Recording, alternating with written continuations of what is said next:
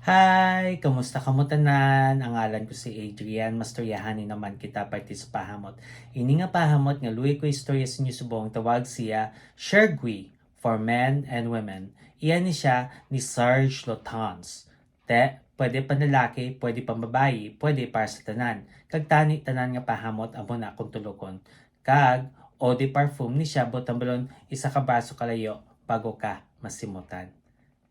Ano ni siya klase nga pahamot? Bali, mainit kag matamis nga tobacco. Amo na siya kung simutan. Angay siya sa katamtaman nga panahon. Ang temperatura nga para siya is between 60 to 80 degrees Fahrenheit o kung 16 to 27 degrees Celsius. Ano ang iyang mga nota? Simple lang, isa lang kalinya sa mga nota. Kagang mga nota ay tobacco leaf, honey, amber, hay, incense, sandalwood, iris, musk, kag rose. Na ang tobacco leaf masimutan mo dayon sa sining nga pahamot, matamis na siya nga do herbal nga nota.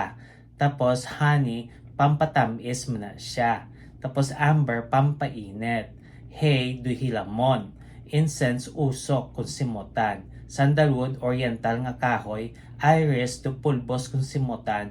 Musk, kadakop sang hamot para hindi magtututodo lapta. Kag rose, matamis nga bulak. Kabay pa nga namian ka mo sining kapahamot. Kag kung may ibang pa ka mo mga pahamot nga luyag istorya sa akon, ibilin lang sa comment section. Sa so naman, bye-bye.